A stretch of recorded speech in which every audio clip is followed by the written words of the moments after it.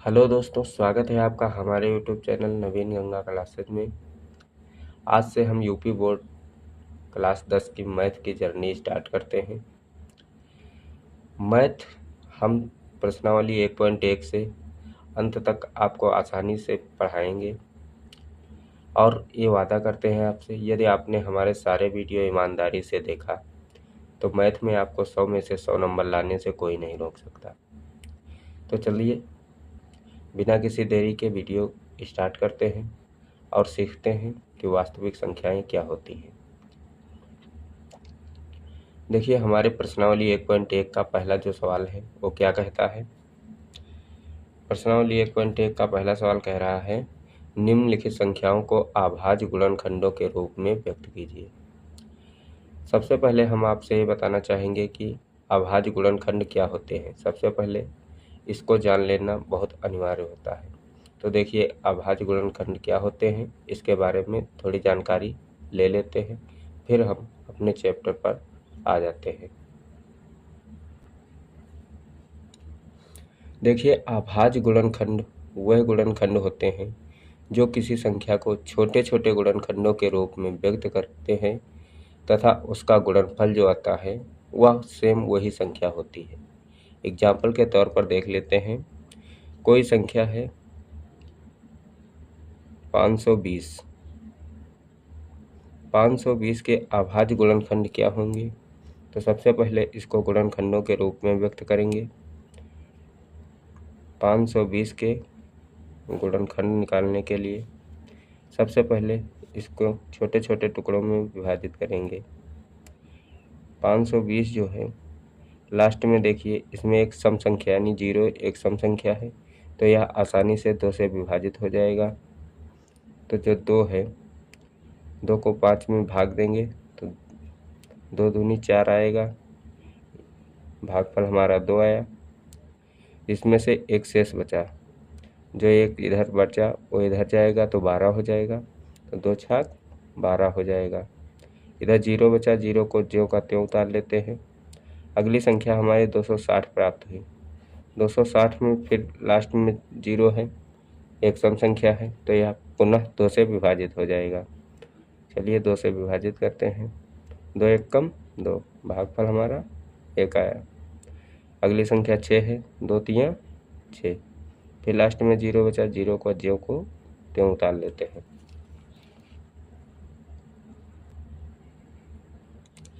अब 130 संख्या प्राप्त हुई। 130 के गुणनखंड निकालेंगे, लास्ट में 0 है, फिर यह 2 से विभाजित हो जाएगा। 2 का पहाड़ा 1 में तो लगेगा नहीं, इसलिए 2 डिजिट ले लेते हैं। 2 डिजिट में हमारी संख्या 13 हो गई, तो 2 छाक 12, यहाँ 1 बचा, इधर आएगा 10 हो जाएगा, तो 2 पंचे 10। अगली संख्या हमारी 65 हो गई। 65 हमारा 2 से तो कटेगा नहीं क्योंकि लास्ट में विषम संख्या है, और यह 3 से भी नहीं विभाजित होगा।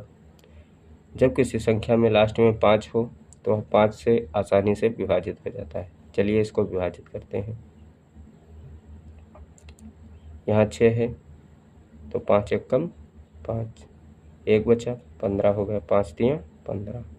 अगली संख्या हमारी 13 विभाजित, अगली संख्या हमारा 13 भागफल बचा। ये केवल 13 से ही कटेगा, अगली किसी संख्या से नहीं कटेगा, तो 13 एक कम 13 हो गया। तो ये जो आपके अंक बचे यही हमारे गुणनखंड होते हैं।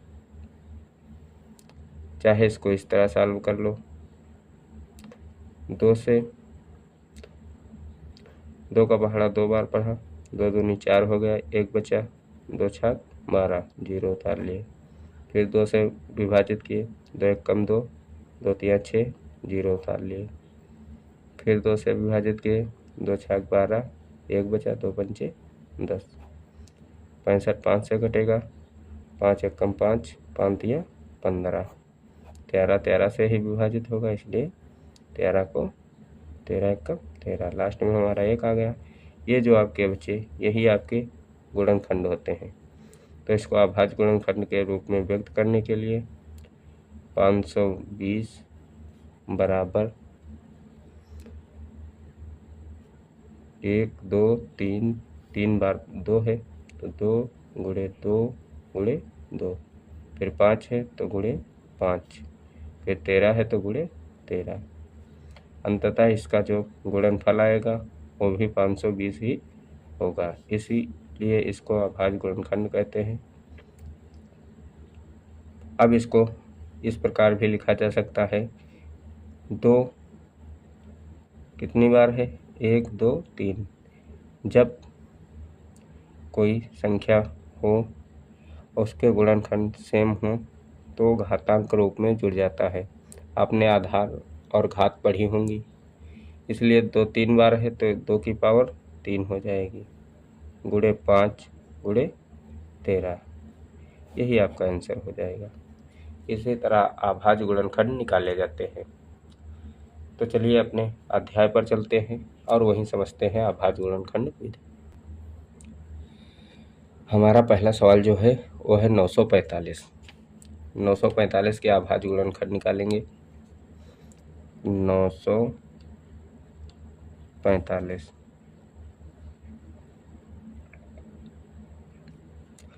945 में जो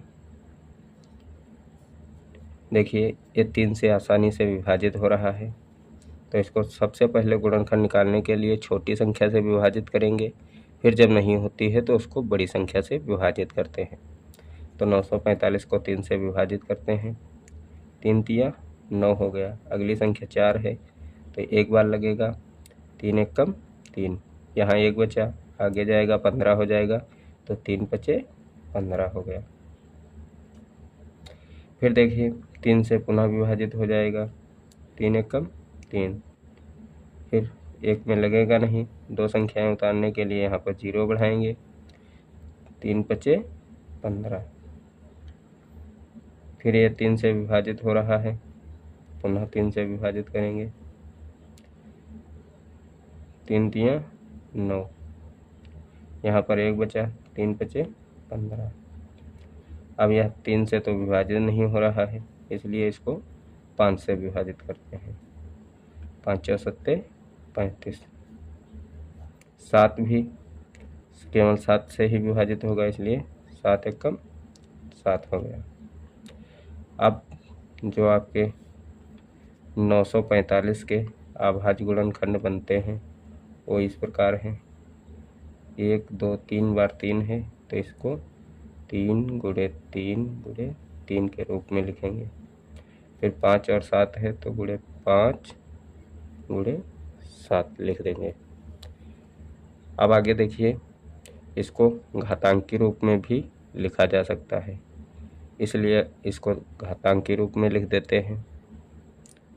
3 कितनी बार है, 1 2 3, तो 3 की घात 3 हो जाएगी, गुणे 5 एक बार है तो 5 गुणे 7, यही आपका आंसर हो जाएगा। कोई दिक्कत? चलिए अगला सवाल देख लेते हैं। अगला सवाल है 140। 140 के अभाज्य गुणनखंड निकालते हैं। लास्ट में 0 है यानी सम संख्या है, आसानी से 2 से कट जाएगा, 2 से काटते हैं, 2 सत्ते 14, 0 को वैसे ही उतार लेंगे, फिर 0 है 2 से कट जाएगा, 2 तिया 6, एक बचा, 2 पंचे 10 हो गया। अब 35 ना तो 2 से कटेगा ना ही 3 से कटेगा, ये 5 से कटेगा, 5 से काट देते हैं, 5 चौ 7 35, 7 भी केवल 7 से ही कटेगा, इसलिए 7 को 7 से विभाजित कर देते हैं, 7 एक कम 7। अब जब इसके अभाज्य गुणनखंड निकल के आए वो क्या है देख लेते हैं। 140 बराबर 2 गुणे 2 गुणे 5 और गुणे 7। अब इसको घातांकी रूप में लिखने के लिए 2 की पावर 2 हो जाएगी, गुणे 5 और गुणे 7, यही हमारा आंसर हो जाएगा। सारे सवाल इसी प्रकार हैं। अगला सवाल देख लेते हैं। 156 के गुणनखंड निकालते हैं। लास्ट में 6 है, सम संख्या है। सम संख्या हमेशा 2 से विभाजित हो जाती है, तो 2 से विभाजित करते हैं। 1 में लगेगा नहीं, इसलिए 2 डिजिट ले लेते हैं। तो 2 सत्ते 14, 1 बचा, 16 हो गया। 2 अट्ठे 16, 78। 8 भी सम संख्या है। सम संख्या 2 से विभाजित हो जाती है, इसलिए 2 से विभाजित करते हैं। 2 तियां 6, 1 बचा, 2 नवा 18। अब 39 है, ये 3 से आराम से विभाजित होगा, कर देते हैं। 3 एकम 3, 3 तियां 9।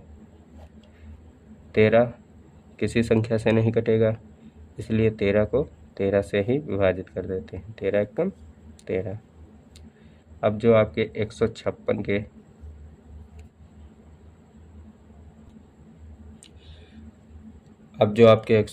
के अभाज्य गुणनखंड निकल के आए हैं, वो इस प्रकार हैं। 156 बराबर है 2 गुणे 2 गुणे 3 गुणे 13।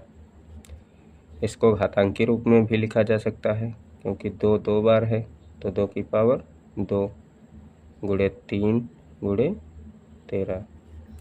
यही हमारा आंसर हो जाएगा। कोई दिक्कत? हमें लग रहा कोई दिक्कत नहीं। तो चलिए अगला सवाल देख लेते हैं। अगला सवाल है 650।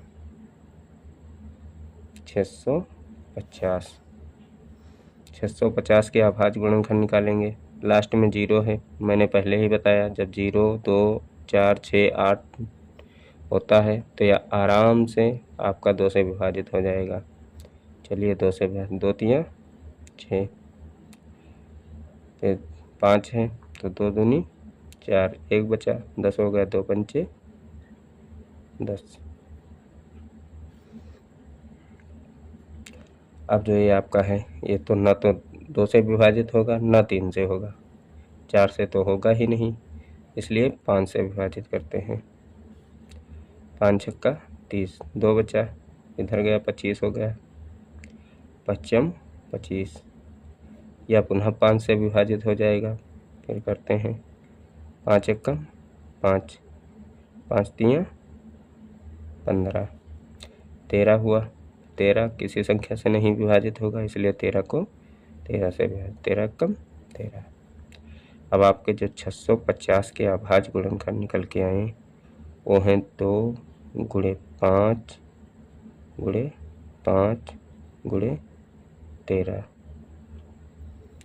इसी प्रकार है। तो इसको घातांकी रूप में लिखने के लिए 2 गुणे 5 2 बार है, तो 5 की पावर 2 गुणे 13। यही आपका आंसर हो गया।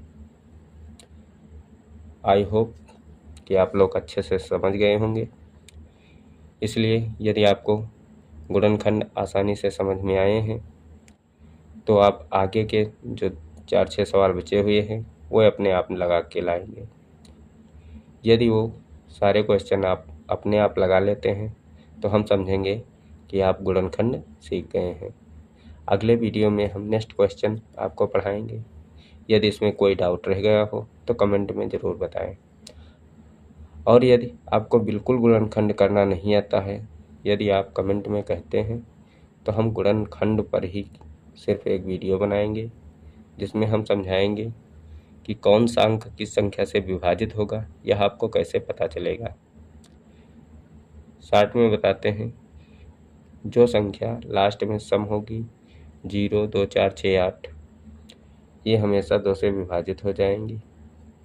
और 5 है यदि लास्ट में, तो वह हमेशा 5 से विभाजित हो जाएगी। आज के वीडियो में बस इतना ही। मिलते हैं नेक्स्ट वीडियो में। यदि आपको वीडियो अच्छा लगा हो तो वीडियो को लाइक और चैनल को सब्सक्राइब कर लें।